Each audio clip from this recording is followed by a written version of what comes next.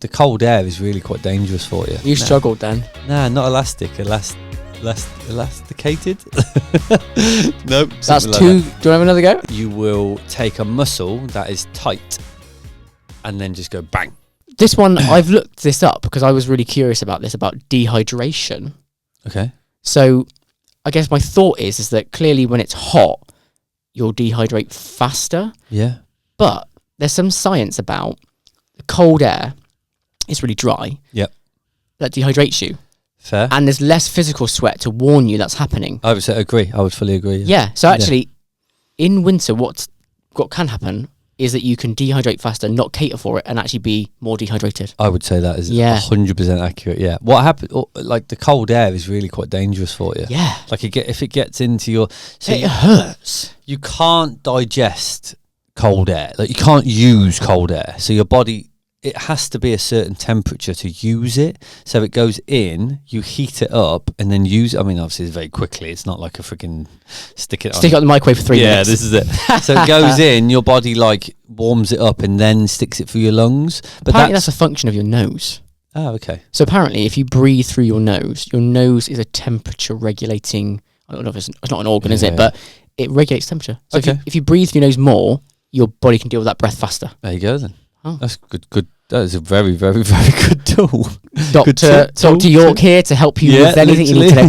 Do go and check that information. But that is, I was giving that on, no, but I'd agree. Grounds, I would agree actually. It's quite a, but obviously because you're at max effort, you breathe through your mouth. It is what it is, right? Yeah, because you're cooler. You just don't think about it, do you? Yeah. But you're right. So I think people get dehydrated in winter more. You recommended some electrolytes to me before. Yeah. Precision. Yeah. Brilliant. I went from the thousands to the 1500s, and I'm just a new man. Really? The 1500 for me. It's what you need. I think I'm between the need of the two. Yes. But by having them more, I don't suffer. Yeah, it's like a surefire way to not be dehydrated. Absolutely. I was having this conversation with someone about how they've changed my stomach. So in the cold, this is one thing. Okay. People's IBS plays it more. So, is there like a reason that it's cold air? It's really bad for you. Like it makes you literally IBS though. Because it gets in your gut. Because air gets in. Of course it does. It's just the cold, isn't it? Cold air gets into your stomach. It can make you want to. I feel really fortunate that I hear of people that have this issue when running or taking gels. So thank you. One of my biggest. I feel really I'm blessed. I'd love to do some studies on this, but I'm sure it's acidity. Yeah. Acidic. If you've got acidity in your stomach. That's why we've talked about it before about coffee. Yeah, Coffee's acidic. Yeah. You drink a coffee and it happens, which is great for you before the run. Yeah, but then obviously your acidity is a bit higher. Yeah. So by taking pH tabs, we should just get them on the podcast. It lowers your acidity. It's pH. Okay. It's pH, like pH and acidity. It's like lowers acidity. Yeah. Like it literally is, the pH of your stomach is too high, so you need to lower it. So that's why they did it. Yeah. So you take precision hydration. I was saying to people last night, I'll have at least 3 tabs a day of 1,000. Yeah, it costs quite a bit of money, but it's changed my life. Like I used to have terrible stomachs, especially in the winter, and I didn't know why. I'd be doing like out on runs and stuff, and I'd just be like, I gotta go. And when you get that feeling, you got a couple of you got a minute, I reckon. Yeah, but like genuinely, if you have more electrolytes, good company ones like precision hydration, like so I start the day with one. I'll have them during sessions because exercise builds pH. Lactate is terrible for it. It's acidic, right? Yeah, and that's why people who go out and they run at 160 plus heart rate and they think they're running easy, then need to go to the loo. Right. Coach Dan is calling you out today. I've got one last myth for you. Go on. So, stretching. Yeah. Dry stretching or cold stretching. Skeptic. Yeah, so just tell me about that. Arms folded on this one. Yeah. So it's stretching in general. It's one thing I will say is it isn't bad for you. Would you do it before? It's not bad for you. I'm going to tell you what I do in a minute. So I would never just static stretch. So there's a lot of different things out there. There's a lot of different coaches. There's a lot of different sports that do a lot of different things. Now, I would say age is a thing that definitely changes it. You know, when you're younger. The need. Depends who you are. You turned into a bumblebee then. Was that intentional? I would say when you're younger, you're more elastic. Elastic. You struggled then. Nah, not elastic. Elasticated. Nope. That's like two. Do you want to have another go? Yeah. No, no, not at all. So your muscles are like stretchier, basically. Okay. So when I see younger kids stretching, I'm like, oh. When you start exercising, you'll always feel. A lot of the time, you feel like. I guess you feel like quite. Worked up and stiff kind of thing. So I would say loosening things off is more important than stretching.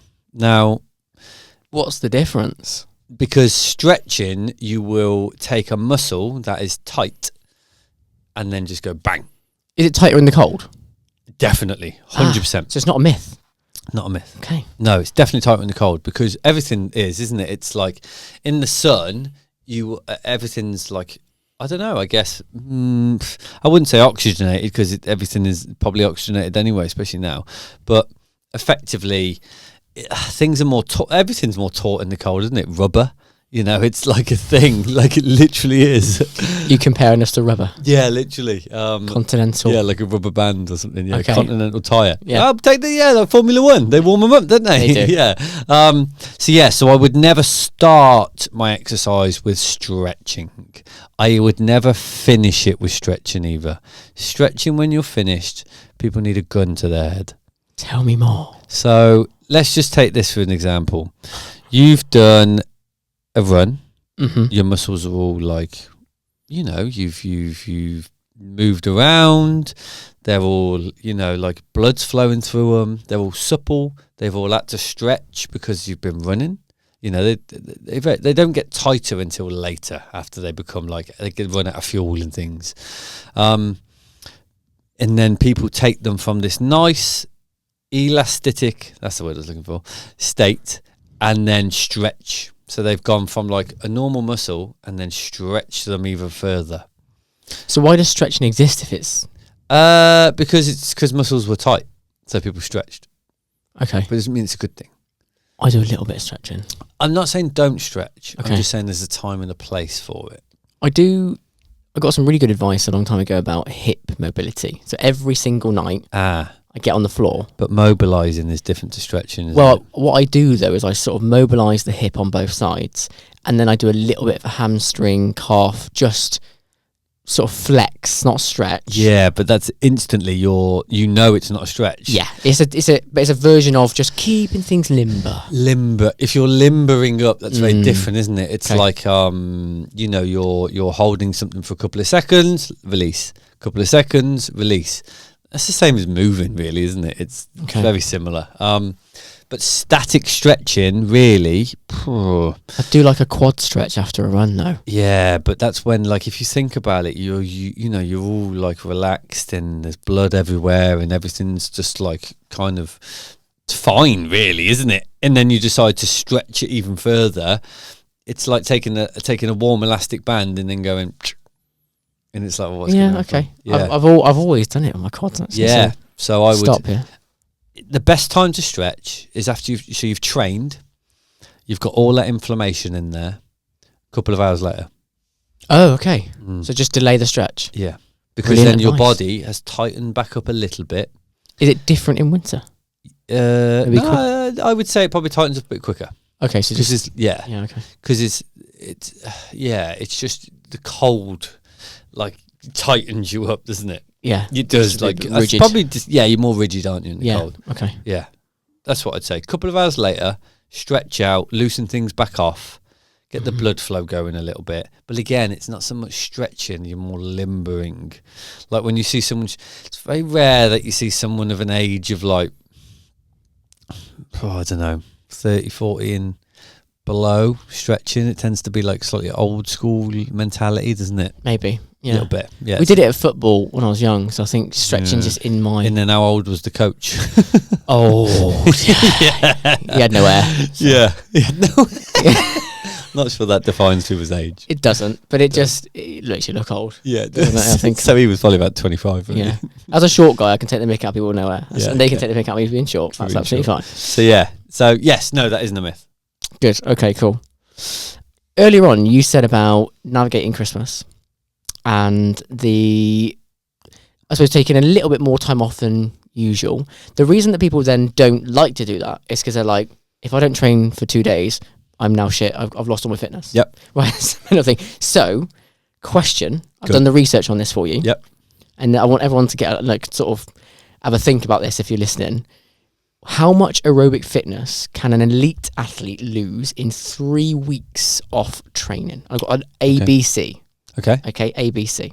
So, A is 2 to 3%, B is 5 to 10%, and C is 15 to 20%. So just think about it for a sec. Elite athlete, 3 weeks, no training. How much cardio fitness, aerobic fitness, can be lost? And obviously it's different person to person. What would you say? C. C, 15 to 20%. Yeah. So this study says 5 to 10%. Really? But it's funny, right? Because I'm the same as you. Like, I'm thinking, at least 30%. Like, Yeah. I'm going to be basically back to square one, mate. 3 weeks? What are you doing? Yeah. So interesting that. But I do That's think, good. Yeah, okay. I do think that's what people have got in their mind, is that they have 3 weeks off. And I don't think Christmas would mean you have 3 weeks off anyway, but you might have a week and a half. Yeah. And actually then coming back, you just come back in at maybe 80%. Yeah, and you can't come back at the same place as you left. That's the one thing, isn't it? It's making But sure. 3 sessions in, you're back. Probably. For like 10 days. If you've taken 10 days off, Mhm. it's going to take you 3 weeks to get it back. Oh, you think so? It's double. Wow. Okay. So if I just take 4 days off, that's a week. I say it's a week. Okay. I feel I can live with that. It's always double. Okay. Yeah. If I meet my biscuits down, I'm unbeatable, mate, actually. So Yeah, it I doesn't think matter. actually, I might just have an extra biscuit. I want an extra biscuit. That's all I plan to do every day over Christmas, Yeah. by the way. Yeah. So, so we said specificity. Yeah. Adapt to the cold. Adapt to the weather. Nutrition and sleep. Sleep is the next one. Sleep is the next one. Yeah. Sleep. So sleep.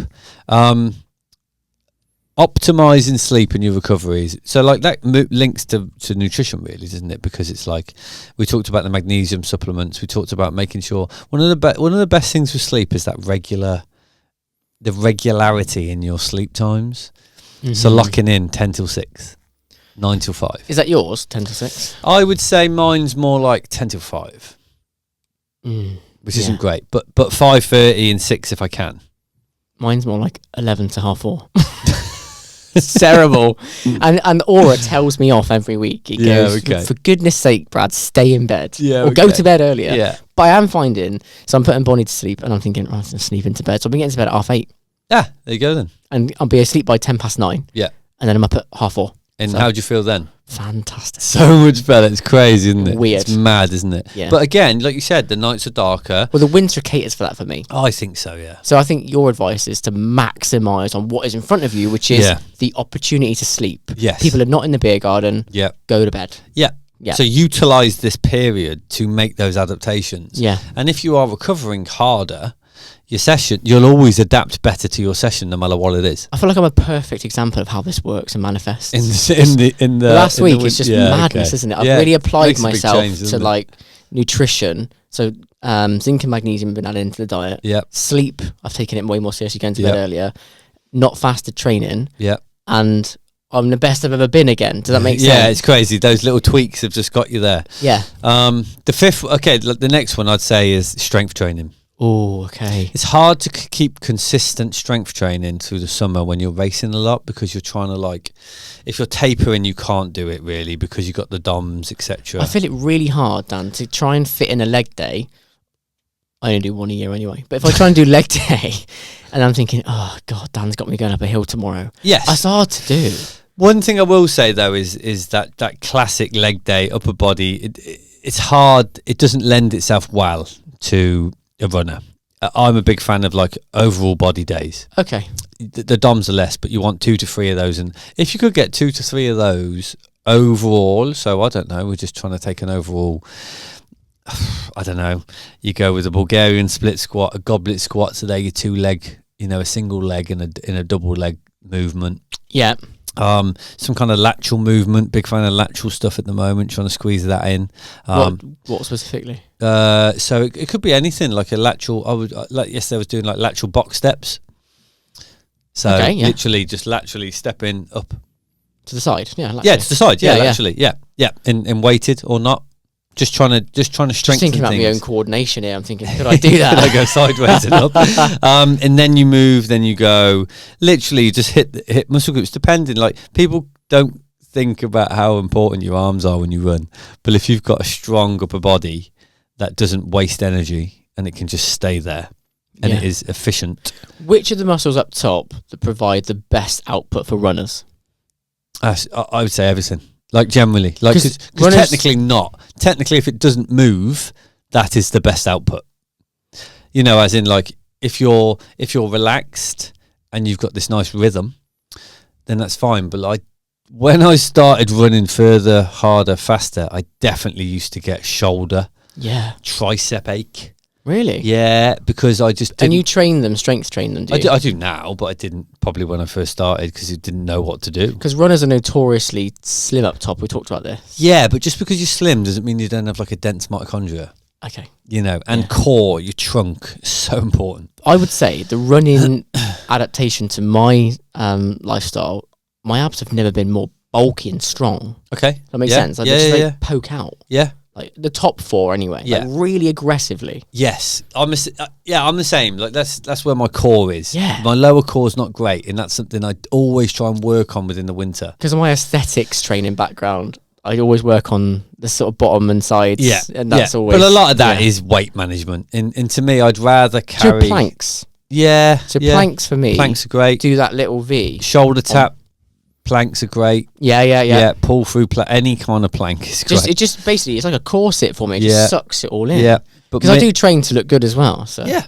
But my biggest thing is I'd rather carry a couple of kilograms more and be more powerful. Yeah, and be more and recover better and be more robust. And I think actually then that's probably good advice for this winter period because it's so much easier to do that when you haven't got the thought of going on the beach or something.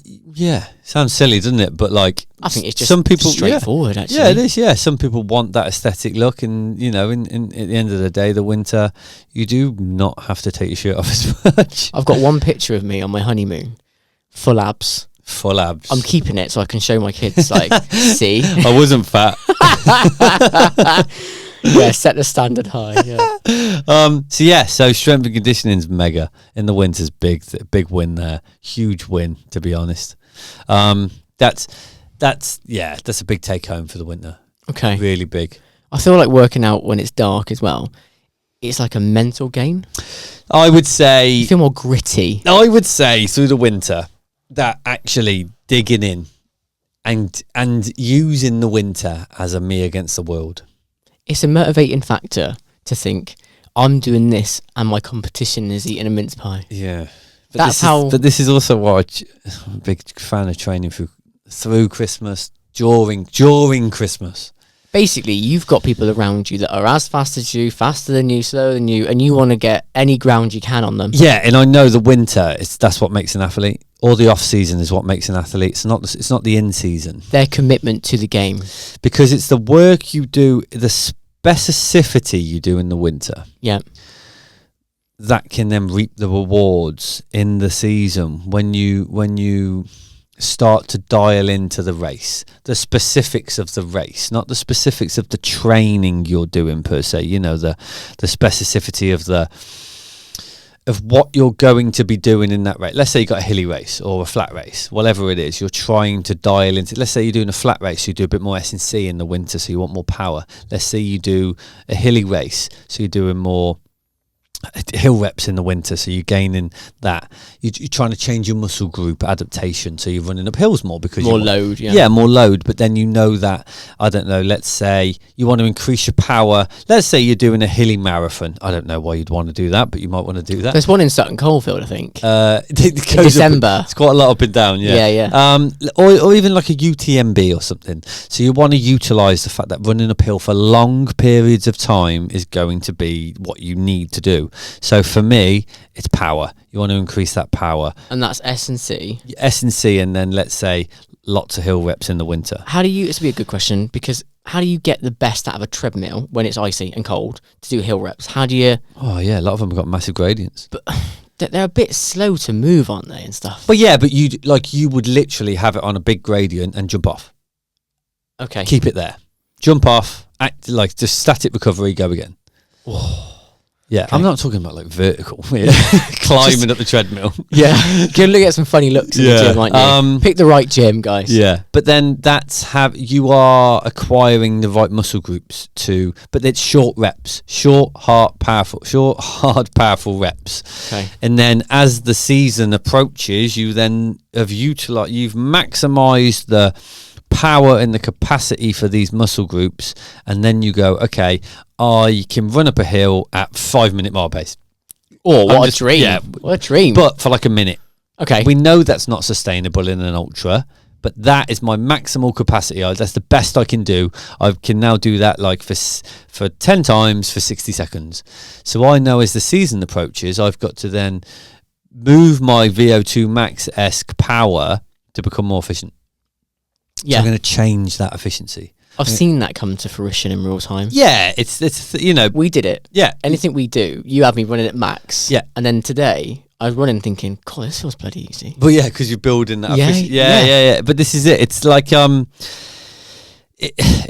winter is about changing things to optimize it next year. Like someone I coach who's just come on board, and he was talking about doing an Ironman in 18 months' time. That's a lot of time to plan, but you need it. Lots of people tend to, but he was like, well, I want to do these things to optimize my Ironman. And I'm like, yeah, but we're always training towards that. Like you increasing your aerobic capacity, your VO2 max, whatever it is, your lactate threshold is going to make you a better athlete this year, to make you a better Ironman athlete. But we don't need to think about it yet. But we're always thinking about it. But we're not. Yes. You know what I mean? Yeah, I follow that. It's hard to say that, isn't it? But it's like, but we've got goals next year that are way more current, but will develop into being a better Ironman athlete. Okay. For the shorter distance. So the higher we can push everything up, the higher we can utilize carbs, the faster we can go where we're utilizing these carbohydrates to refuel your system, the lower we can get your lactate threshold in terms of like millimoles to speed, all this stuff, bike, run, stronger we can make you in the gym. It's going to make you a better Ironman athlete in 18 months time, but we don't have to think about Ironman training yet. Yeah, you put it together like a little puzzle. Yeah. And you won't see the whole picture until much closer. Yes. It's a long-term goal. Yeah. But actually there's bigger things going on before. Yeah. It's hard to forget, but then only a coach will see that. Yeah. That's the one, there's a bit of a theme appearing here. Yeah. It is hard to get people to see that plan. Because as an athlete, you see today. Of course. You just see today. That's hard to explain that. But I do feel the winter is that time where you can go, it's me against the world. I think for most people, though, they're not all planning 18-month Ironman. Nope. They're probably thinking... So I thought an example we could talk through as a general would be people listening today that are maybe planning a marathon. Yep. Really common at the moment. In the early part. So you and I have talked about it. For me, I'm definitely not a marathon runner at the moment. So if you were going to change somebody like me or one of your other athletes from now until... this sort of marathon season, what's one thing that someone like me could go and change tomorrow to improve for that? They're training in winter. Yeah, so don't be scared of doing hard stuff now. Okay. Yeah, so it's like, okay, like you have your end of season little break. I'm not saying you could the only problem is someone may listen to that and go, they've just been training for like a 10K and then they haven't had any downtime and they just go straight back into hard training. This is the problem, isn't it? This is just specific advice for Brad. This is what I mean. This is like because I know him. So he did a 10K in September to give him a little bit of, so he's had a bit of downtime. Yep. Sorted his health out. We're chilled. Nothing. We are basically starting from fresh. Yeah, we've had just doing ticket. So I would say we've got until Jan to really build that VO2 max. Okay. Push it up. That's the speed bit, right? Effectively, yeah. Make you faster. It's taken me a while to understand that aerobic and VO2 is so different. Right? Yeah. So make you faster. Okay. So we're going to make you more aerobic. And then as the season approaches and the weather changes, actually, we're going to lengthen all that out. So like a minute rep becomes like more like 3 minute reps. Can you sustain a similar pace without too much of a drop off? And then it becomes, okay, can we then start looking at like, because we've done that, well, let's start doing a bit of tempo work, but longer efforts of tempo. You're talking like 10 minutes, 15 minutes, 20 minutes as get closer to the marathon. And then that then shows that your zones have moved up because you can run at a higher pace with a lower heart rate before the marathon. Yeah. And that's due to the fact that you pushed your VO2 max up. So we got a high VO2 max and then we made you efficient. Okay, in that order. In that order, I would say so, yeah. Because I feel like to get the 10K is a lot of VO2 stuff, isn't it? It's just power. It's just power, and then a bit of efficiency. Yeah, and what's good about the winter is the fact that you can do it inside. You could find a track, but you can do it safely on a treadmill. It's not a problem. Like these sessions move and adapt. Like, do you like those Woodways? Assault runners? Yeah, they're okay. Like, I don't think it's fine. Because that's powered by you. Yeah, I'd say that's right. I'd say if you can use them, they're probably better to utilize actually, because really a treadmill is just kind of like keeping up. It's not the same, is it? It's still hard though, but it does change your technique. Yeah, I think this. Yeah, okay. So I'll stick to assault runner. But again, because you've got no race coming up, there's nothing wrong with swapping a couple of runs about if the weather's bad. Yeah, or do your harder work on the weekend. Because the weekend you can definitely have more room for manoeuvre on the time you go out. Yeah, and then you can plan that around the weather and the temperature. Yeah, and family and life and everything. Yeah. But yeah, that's the way I would look at it. But through all of that, you've still got this sort of stem of longer runs. So the runs slowly get further. Oh, I know. So the hard work changes through the months. Yeah. Okay. And then but you're building up this aerobic capacity that doesn't impact your hard work, if that makes sense. It does, yeah. Yeah. So it's easy the whole time. How would you advise people that are going to be doing that for the first time? That are going to go. So the reason I'm asking that is because I've never ran more than a half marathon. Yeah. Ever, no, right? it's true. So yeah. If I did 30K tomorrow, I'd probably have some niggles. Yeah. So you don't just go, I'm going to start running as far as I can. No. If you're doing the first marathon you've done, the key is just becoming aerobic. Okay. So it literally is being smart, keeping your heart rate low, going out, not too far too soon, and just slowly building up over time. If you go from like classically people go January, don't they? January to April because it's like new year, new me, and it's how the more aerobic you can become before your marathon, the better you will go. Yeah. So if you're listening to this now and you want to do a marathon next year, like April, May. I'm sure we'll end up doing an episode on it, won't we? Because of the way it falls and things. But yeah. Yeah. Like I am 99.9% sure I'm going to do Newport Marathon. Okay. There you go. I said that to you, didn't I? Brad's just committed to that. I get the cancellation ticket, so just in case, but... Yeah. New course, new distance... Automatic PB. Automatic PB. I have thought about this. Yeah. But I'm just curious because you have said that I'm not somebody who's typically aerobic and obviously I'm powerful. Yeah. So it'd be really interesting. Wow. As a little experiment for you and I. The classic thing is people do a marathon in spring and it sets them up really well for a very aerobic base and they can move into the summer. And we discussed how aerobic High Rocks is. Yeah. And I want to be a High Rocks beast next year. Yeah. I'm going into that next age category. Yeah.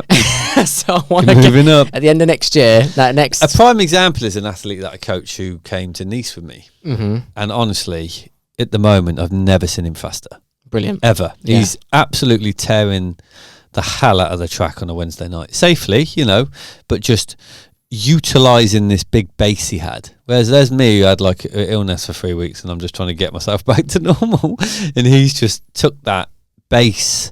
And had some damn time. It took him ages to recover. He'll openly admit that. It took him a couple of weeks to actually get his, body back.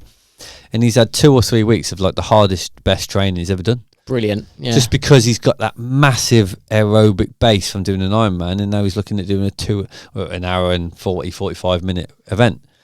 So to him, it's nothing. That's breakfast. Yeah, I know. Brilliant. So we're like, we don't need to worry about an aerobic base. We are absolutely fine. So let's push that VO2 max as high as possible, because then you can just be as fast as you can be in this certain amount of time. Races next weekend, so like the 19th. What race? Alton Park Duathlon, the British Championships. Okay. And he'll probably win it. Wow. Yeah, he'll probably win it, I imagine. Yeah, he's got a very good chance of winning it. Be another sort of credit to your coaching, I'd say. Yeah, I mean, he's a good athlete. He's You're modest about it, but I think you've got good athletes and they've got a good coach. Yeah, they are good athletes. Yeah. Yeah. You don't say it. So he's basically trying to just utilize this massive base he's worked towards, and then he'll have a proper break. A break at the end of the season where I think he's off to Japan for like 3 weeks. Perfect. Just to go and blow off some steam. Yeah, just blow off some steam. Yeah. Which is what you need. You have to have that. This podcast is brought to you by A1 Physique. Now, all throughout these episodes, you'll hear Coach Dan and myself talk about the importance of recovery for your training. Nothing better than collagen for instant recovery from really intense workouts. Ligaments, tendons need repair, and by encompassing this in a morning daily coffee, it becomes the easiest supplement to add into your daily routine. Available from our website, free shipping, and each cup is giving you 21 grams of that nourishing collagen protein coffee, perfect for athlete recovery, and endorsed by Coach Dan himself. One of the questions then, so I know Jake's absolutely smashed it and we'll wish him luck so we can potentially go and win this race next week. He won't listen to podcasts. He's too cool. Oh, too cool. So he's not like a headlamp wearer like me. Okay. No. But one of the questions that we got asked this week was, what's going to get me a PB this year? So we've talked loads, I think, about how to use the winter as almost like a springboard. Yep.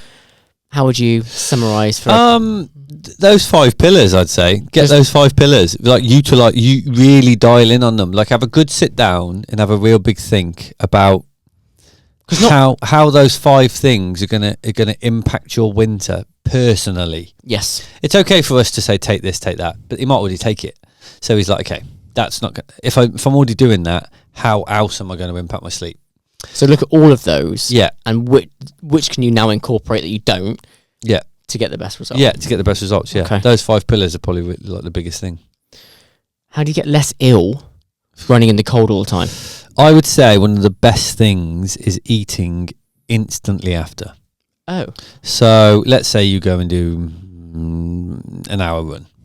Sometimes you may then need to go instantly into like a public place to gain like food or, but it's been cold. You didn't quite wear enough clothes. Well, you've learnt now, go out warm. It was a tempo run that you did quite quickly or something. So you are low and then so your immune system's down. So you're about to go into like a public place where there's lots of people who may have a cold. So that's really bad. Really bad. So call in sick to work? Yeah. No. So it's eat as soon as you can and don't go into public places quickly after. What's happening to the immune system then? When does it start to... It's like spruce. Well, once it's got calories, it can then... Basically, once everything's settled, I don't know, like truthfully, like an hour is probably a good shout. Longer. So eat and hide from people. As much as possible. Perfect advice. Yeah. Thanks, mate. I got a fun question for you. This is like a one to extract a bit more of your personality, Dan. I feel like we do talk serious in here. Sometimes. We also talk a bit silly. Yep, we do. This is one of my silly questions for you. Okay. But if you were a winter sport, yep, what would you be? Oh, that's good. I thought if I give you my example, because I've had a chance to think about it. Yep, okay. And then you can take it from there. So for me, I would be a bobsleigh. Why? Because it's all about sprint, pure power. Yeah. I'm only good when I'm on a track. Yep. And actually, if I start off at the wrong speed, I'm cooked. Okay, fair enough. So I'm a bobsleigh. What would I be? Figure skater. No, I'm joking. Field of rhythm. So I'm doing the cool run-ins. Kiss the egg. Kiss the egg. That's why he's got the I know. It's so funny. Yeah. That is tricky. A winter sport. I'm trying to go through the Winter Olympics here. Yeah. What would I be? To be honest, probably like cross country. It'd probably just be cross country, really. I had you down as a snowboarder. A snowboarder? Because you think you're really cool. No, I don't think I'm cool. So you'd be doing all the moves. No way, not a chance. Do you know what you I'd have be? the big goggles on though. Do you know what I reckon I'd be? Go on. One of that sport where they do the skiing and the shooting. You bring up shooting again, Dan? Yeah, that. So they ski and shoot. Yeah. You're not having me on again. Nah, it's the thing. It's like, what is it? It's cross country. I think it's just cross country skiing, and they have to shoot. Mate, Google it. Honestly, We'll I do don't the know what it's housekeeping called. next week. Yeah, I don't know what it's called, but yeah, because it's like it's just grit, and there's no finesse to it. But then they shoot, so it's cool. So that's what you'd be. Anything that involves a gun is quite cool. Well, maybe not. There's a lot of things in the life, a lot of things in the world that don't involve guns that are not Don't clip cool. that one, yeah. We do not promote guns, but you know what I mean. Like shooting a gun is like quite cool. Not at people, just like shooting guns. Yeah, It is, isn't it? Yeah, Like, I get. you know, I mean, yeah. it's not one I think about very often. No, To be honest, neither with you. do I. But like, it's cool. You've mentioned it 2 weeks in a row. Yeah, like shooting. Yeah, okay. I have actually, haven't I? Dan's got a problem. Yeah. Oh, I won't make any joke. Yeah. Okay. I've got a true or false question for you. Okay. Cold weather training increases red blood cell count like altitude training. Yeah, false. Correct. Yeah. It just adapts differently, it says. So Yeah. altitude triggers hypoxia. Yep. Cold doesn't. Yeah. Yeah. False. Yeah. Very not false. a chance. Yeah. So false. So false. There's not a lot of benefits to running in the cold. So one of the things, one of the big things people I've say always is, liked it. I don't know why. people always say like it makes you harder, like it makes you more of a man to I run in the feel cold. like Rocky Balboa. Yeah. That's what I feel like. I don't need any more of that. I've done so many winters, mate. Yeah. People say that to me, like, oh, you don't like going in the cold, you're like fair weather. No, I'm already hard enough when it comes to racing. I don't need any more like hard pills. I'm Tough just as like- nails. It's like I'm resilient enough. Like I get it. Like I've had hard days when I race. I don't need more resilience. Resilience is high. Like I just feel like I'm better than everyone else when I'm running in the cold. It's 5 a.m. I've got one of them neck warmers on. Yeah. So, yeah. Do you know what? I reckon that alone. So that thing right there is that creating a narrative. So like to get through your winter,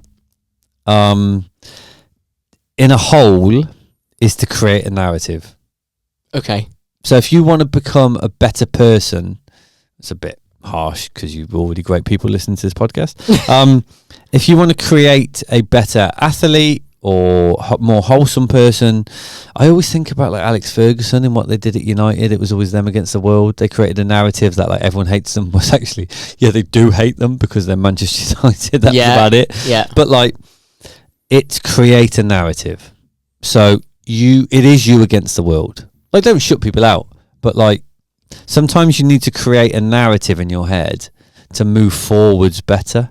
So like, let's say something didn't go quite so well this year. I don't know, you were a little bit poorly, a race didn't go quite so well. You've had some sort of something's not great that's happened this year. Use that and create a narrative that gives you an edge through those dark days, the dark mornings, the dark nights when you don't want to go out. And it will get you through it can be like a false narrative, but there needs to be something to it. You know, a bit of adversity. Yeah, I mean, I found after I underperformed in my view in Bristol, Yep. there was a lot of self-respect I needed to regain, Yeah. and self-confidence. I think I mentioned you before, I read Mel Gibbons' book, The 5 Second Rule. Yep. And the basic concept, obviously it's good read, go read it, but is the things that you set yourself, the goals you set yourself, sometimes you give yourself an opportunity to talk yourself out of it. Yep. You can't do that within 5 seconds. So if you've got a goal, which is get out of bed at 5:45 and go for a run, Yep. you start counting down from 5. Yep. And you get your ass out of bed before you hit 1. Yeah. You do it every time, and it Yep. creates a habit. And that's what I've done in order to create that habit. Yeah. Just count down from 5. And then I go out, I say, we got my neck warmer on, I feel like Rocky Balboa. Yeah. The Shocks headphones so I don't get run over Yeah. when I'm running, and I just put my favourite music on. But you've created that narrative of I don't want to waste time, I want to get this done. I've got stuff to do. I got stuff to do. I've got stuff to prove to myself. Yeah, and that's fine because it's a powerful tool. Like I say to the guys a lot and girls, there's no like a man or a person with a plan and time is dangerous. Yeah. Do you know what I mean? If you've got a plan and you've got time to like facilitate that plan, you're real dangerous. Absolutely. Like, and it's that narrative of like, I love even just talking about this. yeah, I'm going to do this. 100%. And that's what you need in the winter. And you can change that narrative every winter. It doesn't have to be the same thing. But that's what sets people like you aside, where you're willing to stick to those goals in the winter Yeah. because you will damn make sure you're successful. Yeah, because you want to, because I want to, and it's not about. I always think it's about proving it to yourself, really, isn't it? But then you can use the narrative of proving it to others. Do you know what I mean? It to everybody, Yeah. including yourself. You know, and it's you don't have to tell people this. You don't have to start hating on people or throwing shade over certain people or anything. It's something you need to manifest inside your mind to create that narrative to move forward. Some people don't need this, and some people will listen to this and think, well, this is just dumb. I just like training. Like, that's fine. Mm-hmm. But sometimes you need that edge. Yeah. And if you look at every successful sportsman, they'll win a Olympic medal, and then they'll do an interview after, and then they'll go, da da da da da da da. That's why I did it. Yes. It's very rare they go, yeah, I woke up on Tuesday and decided I wanted to win the gold medal, and now I'm here. Not everyone's an Andre Pirlo who just eats chicken nuggets, plays the PlayStation, and goes to win the World Cup. So some people have worked at this for a lot longer. I've got maybe like a bit of a past trauma that's driven it. Like, for my personal one is where, you know, I wasn't a sporty person. I was just a bit of a fat kid. Don't really think I've got any sporting pedigree whatsoever. Yeah. I said to you now, I can bench 100 plus kilo, run under 20 minutes, 5K. That in itself, no one would take that respect away from me now. One of the keys is reinventing yourself. Yeah, yeah. Because reinventing that. Yeah. Like, and it is, but it's not getting lost in the narrative. You don't want to just like build your own like world in your head. It's like just using something to move you forwards. It hasn't taken any humility away from me, but it's given me a huge amount of self-respect. Yeah, but then it's like, well, this winter's got to be different. You can't do the same thing, so you need something different. I'm going to be even better. But like, you need a different narrative in your head. You need that different story. I've proven it now. So but actually, just less scared. Less scared, but you still need you need something else. Do you get what I mean? Yeah. You know, like, or a new goal, or is it Hyrox Pro with you? Yeah, that's it. Yeah, that does scare me. That scares me a lot. Yeah.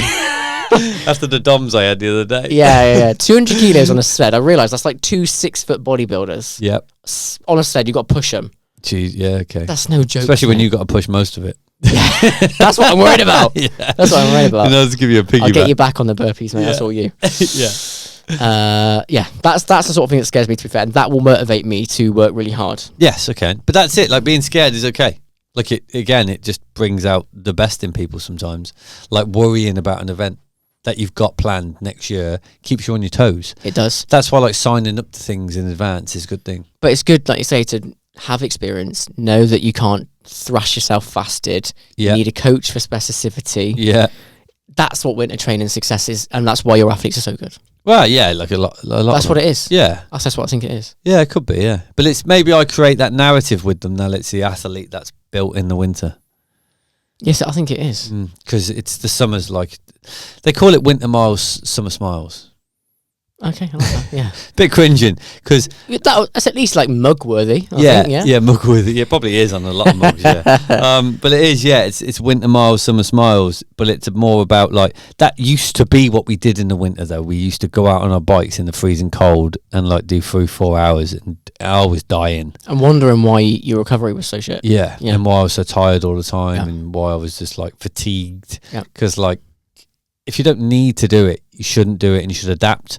So it's adapting to your conditions. Yeah. Again, I think those 5 pillars, there's not a lot of things that you wouldn't cover within that, really. Yeah, and I suppose they're paramount in winter because that's the opportunity that's presenting itself. Now it's in front of you, and it's not what everyone's going to do.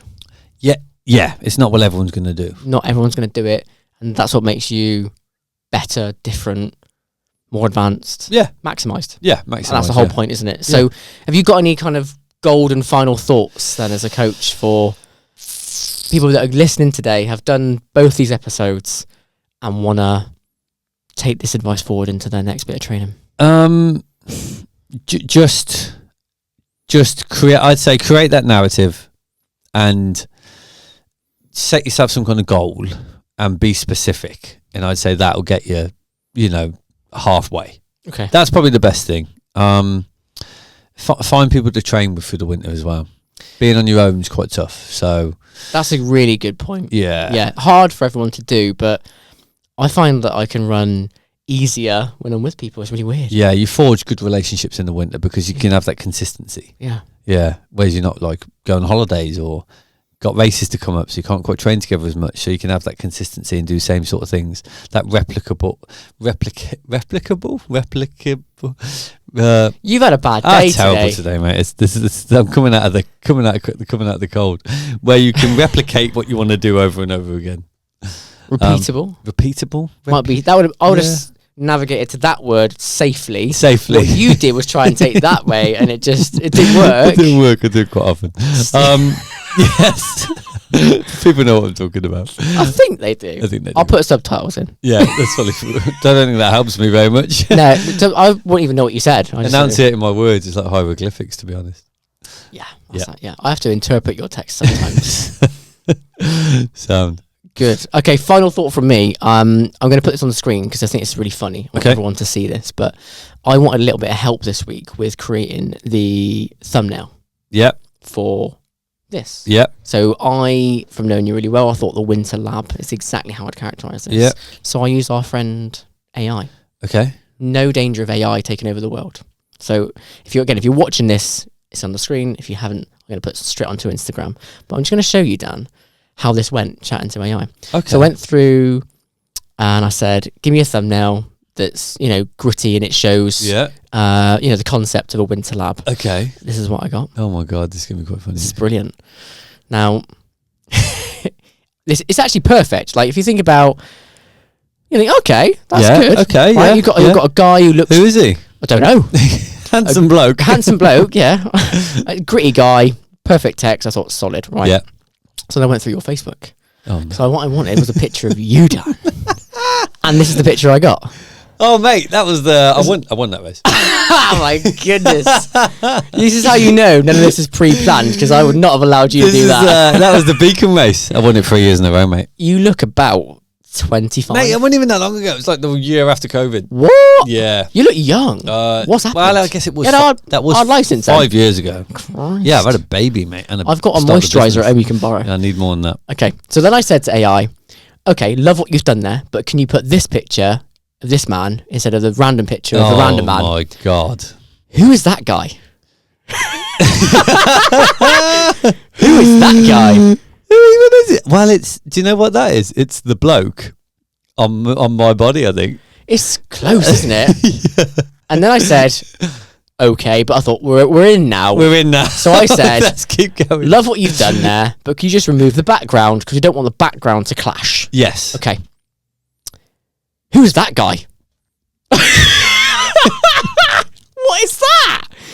Who is that guy? Don't know, mate. You are skinnier and more handsome than I've ever seen, but it's all AI. This guy looks really fast, actually. Doesn't he look fast? Yeah. Faster than you, Dan. It's chucked a treadmill and a microphone in there. What is going on? So AI at this point has got no chance of taking over the world.